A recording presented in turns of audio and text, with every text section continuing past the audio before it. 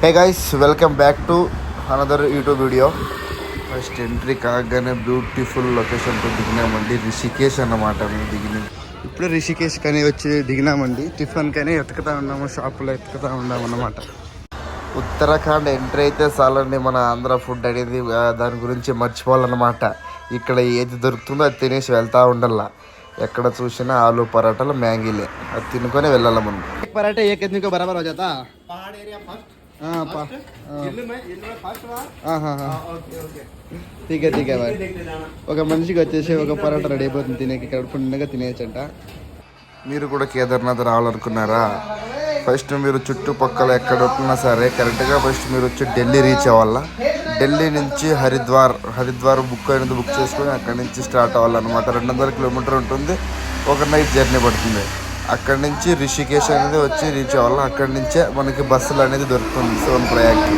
అక్కడి నుంచి 200 కిలోమీటరు కరెక్ట్గా మనకి 8 అవర్స్ జర్నీ పడుతుంది అన్నమాట.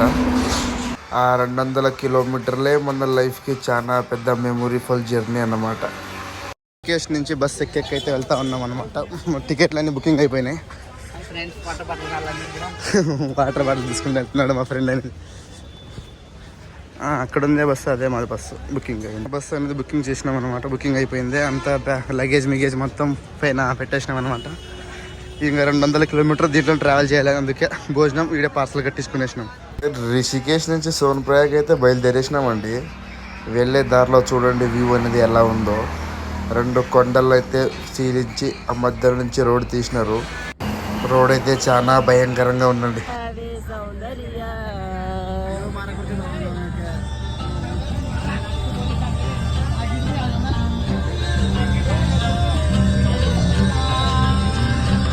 అలా పాటలు వినుకుంటూ కరెక్ట్గా ఒక 60 కిలోమీటర్లు దాటేసినాము.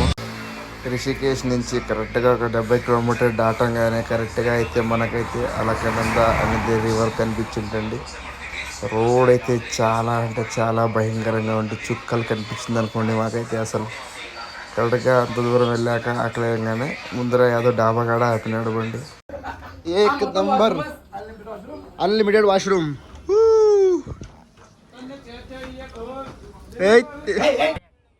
సో చూడండి, ఇక్కడే 2 నదులు వచ్చి కలుసుకునే జాగా ఇదేనండి. చూడండి ఎట్లా ఉందో ఇక్కడ వ్యూ పాయింట్. 2 నదులు ఇక్కడే వచ్చి కలిసేది. 2 rivers combined this place.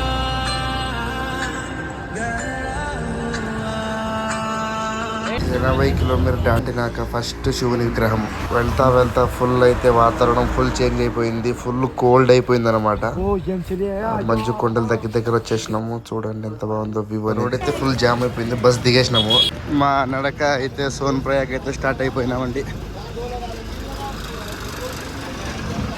Traffic అయితే ఫుల్. మా ఊర్లో ఎవరైనా ఉన్నారో లేదో అందరూ అనేది బయట కేదార్నాథ్కి వచ్చేసినారేమో అట్లా అనిపిస్తూ ఉంది. ఇట్లున్నారు జనాలు ఇక్కడ.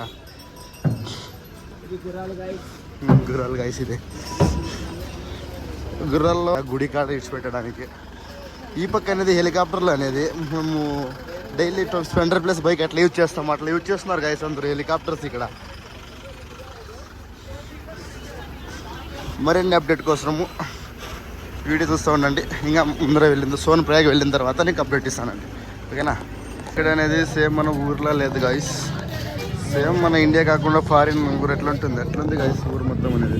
ఇంకా కొద్ది దూరం వెళ్తే మనం సోన్ప్రయాగ్ అయితే రీచ్ అయిపోతాం అన్నమాట.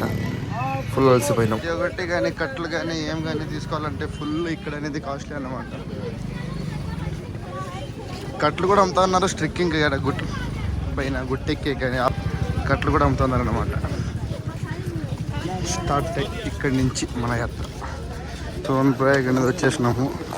అక్కడ అనేది మన టికెట్ అది దర్శనానికి రిజిస్ట్రేషన్ అనేది చేయించుకోవాలన్నమాట. అక్కడ వెళ్ళి రిజిస్ట్రేషన్ చేసుకున్న తర్వాత ఇంకా అక్కడి నుంచి టిఫిన్ ఏదైనా చేసి మూవ్ అవ్వాలి.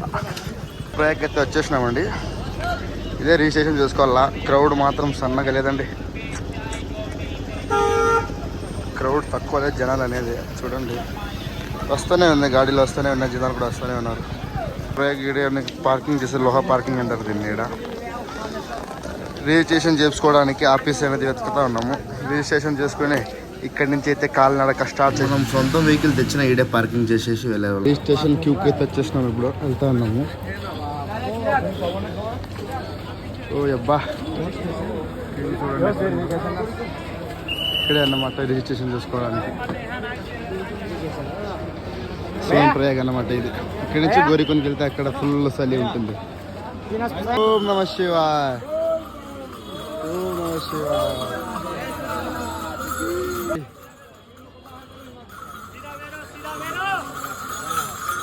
ఇక్కడ కొందరు శివుని విగ్రహాన్ని ఎత్తుకొని వెళ్తూ ఉన్నారు. దేవుడిని మోసుకొని వెళ్తున్నారు అనమాట. మరి రిజిస్ట్రేషన్ అయితే కన్ఫర్మ్ అయిపోయిందండి. ఏమంటే మేము 14 మంది వచ్చినాము. 14 మందిలో అనేది ఒక్కరుంటే చాలంట ఆధార్ కార్డు. మొత్తం రిజిస్ట్రేషన్ కన్ఫర్మ్ అయిపోయింది అనమాట. ఇప్పుడు మాకు ఇక్కడ నుంచి ఇప్పుడు ట్రెక్కింగ్ అనేది స్టార్ట్ చేస్తామండి. మరెన్నో అప్డేట్ కోసము చూస్తూ ఉండండి. ఇక్కడ అనేది హెలికాప్టర్లు రఫ్ అండ్ టఫ్ అలా యూజ్ చేస్తున్నారు. మన ఊర్లో స్ప్లెండర్ ప్లస్ బైక్ యూజ్ చేసే మాదిరిగా.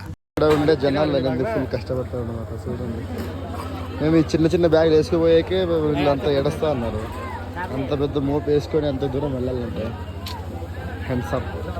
టిఫిన్ చేసేసి నడవడానికి స్టార్ట్ చేద్దామని అనుకునే లోపలనే మేము ఆ వెళ్ళే దారిలోనే ఆ కొండపై నుంచి రాళ్ళంతా రోడ్డు మీద పడి రోడ్డు బ్లాక్ అయిపోయింది అనమాట.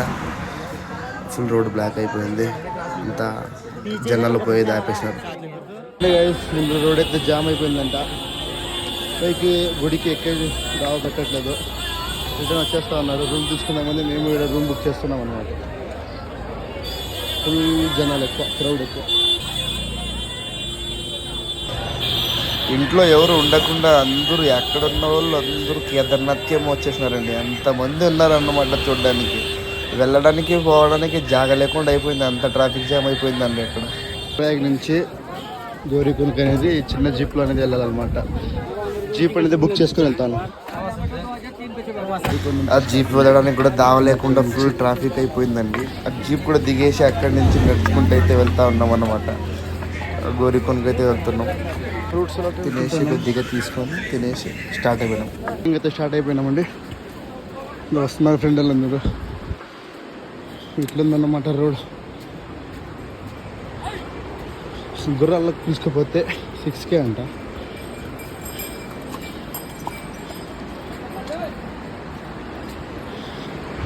ఇంకా జనాలు వస్తూనే ఉన్నారు. చూడండి గైస్, అక్కడి నుంచి గుర్రాలు అనేది బుక్ చేసుకొని ఇక్కడి నుంచి వెళ్ళాలన్నమాట. ట్రెక్కింగ్ అయ్యి 3 కిలోమీటర్స్గా చూడు ఎట్లా అయిపోయినారు మా వాళ్ళు. అలా నడుచుకుంటూ ఒక 8 కిలోమీటర్ వెళ్ళాక పై నుంచి చూడాలండి వ్యూ. ఎక్కడ చూసిన వాటర్ ఫాల్సే వాటర్ ఫాల్స్. నాకైతే ముందర విడి తినక్కలేదు, ఎందుకంటే ఫుల్ వర్షం అనమాట. మేము ఎలాగో అలా గుడికి అయితే ఎట్లయినా వచ్చేసినాం. గుడికి రాగానే ఫస్ట్ చూసేది మనం ఓం నమ శివాయ. ఎలాగో అలాగైతే గుడికి అందరూ అయితే వచ్చి ఒక్క జాగలో కలుసుకున్నాము. చూడండి, 24 hours వాన పడుతూనే ఉంటుంది, మంచు పడుతూనే ఉంటుంది. ఇక్కడ వాతావరణం ఎలా ఉంటుంది ఏ టైంకి అనేది ఎవరు చెప్పలేమన్నమాట. ఏమంటే మనం సేఫ్టీగా కోటు షూస్ అదంతా కంపల్సరీ ఉండాలన్నమాట. చూడండి వ్యూ మాత్రం ఎలా ఉండు. రైన్ కోట్ మాత్రం కన్ఫర్మ్గా ఉండాల.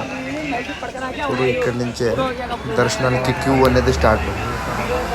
చూడండి, దర్శనానికి క్యూ అన్నమాట ఇది. చూడండి ఎంతమంది ఉన్నారో. కరెక్ట్గా ఒక రోజు పడుతుందేమో దర్శనానికి ఎట్లా అనుకున్నాము. గుడికాడ వెళ్ళంగానే అర్ధ గంటలోకి మాకైతే దర్శనం అయిపోయిందన్నమాట. చూస్తూ ఉండండి ఇది.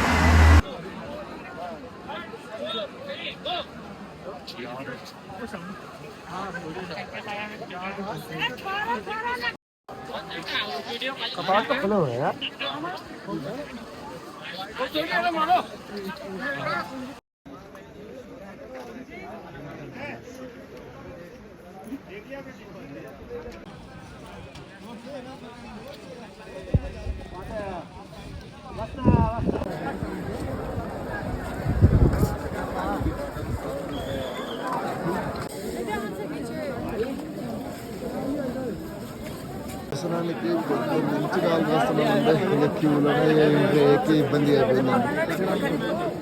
జనాలు ఫుల్ రష్. నేనైతే ఈ వాతావరణం ఈ క్రౌడ్ చూసి ఏం మాట్లాడలేకపోతున్నాను. చూడండి, దర్శనానికి అయితే ఈడే వెయిట్ చేస్తున్నామండి. మేము ఈడే దర్శనానికి వెళ్దాం. ఎలాగో అలాగ బాధపడి దర్శనం చేసుకునేసినామండి. దర్శనానికి ముందు ఇలా ఉన్న వాతావరణము దర్శనం అయిపోగానే